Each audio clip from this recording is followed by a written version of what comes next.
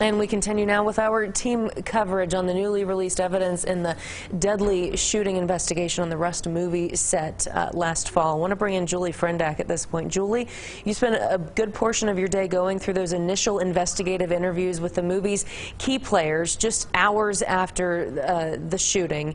Deputies spent a lot of time with both Alec Baldwin, who was holding the gun that went off, but also the movie's armorer, Hannah Gutierrez-Reed.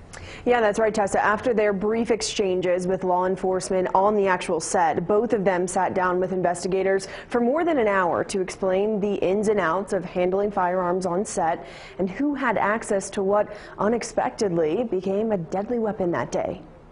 Hannah Gutierrez-Reed and Alec Baldwin sit in the same interview chair in the Santa Fe County Sheriff's Office about 2 hours apart.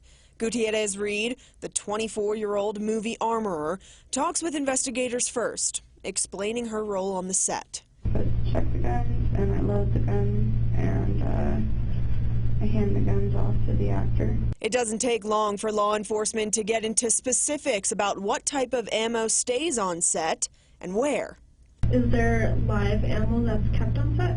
No, never. Gutierrez-Reed explains the difference between live and dummy rounds before getting into the details of that tragic day. I ran out and Dave brought me the gun and I opened the gun up and one of the dummies somehow had been discharged.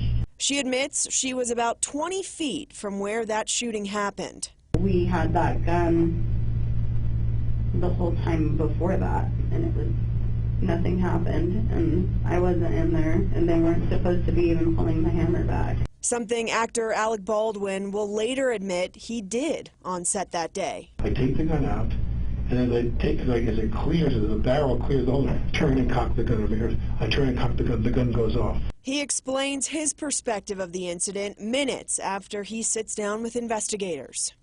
I take the gun out slowly, I turn and cock the pistol, bang, it goes off. She hits the ground. She goes down.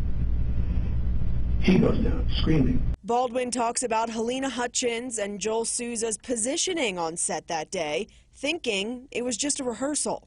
They were standing in positions they wouldn't ordinarily be in because they assumed it was an empty, cold gun. Investigators become pointed with their questions. Do you think that any part of this incident that occurred was intentional? Oh, I can only say this, which is, and it was, to me, to place a bullet and position a bullet that is a live round, to make sure that that bullet is in the chamber, if I were to squeeze the trigger in a rehearsal, that bullet came out. Someone has to have extraordinary access to that weaponry to do that. This was only the beginning of countless questions and months of investigating how this could have happened. I've never heard of anything like this in my life, ever. Okay. I've never heard of a projectile coming out of a prop gun that went through a person's body. Baldwin and Gutierrez-Reed were just two of several initial interviews that day. So, Tessa, we're still going through interviews with Director Joel Souza, Assistant Director Dave Halls, and other leaders on the set. Yeah, Julie, and we know that investigators say they're still waiting on ballistic results to come back and some other analysis before they would announce if there are any charges to be filed in this case. I know a lot of people wondering about that. Yeah. All right, thanks for the breakdown there, Julie Frendak. Okay.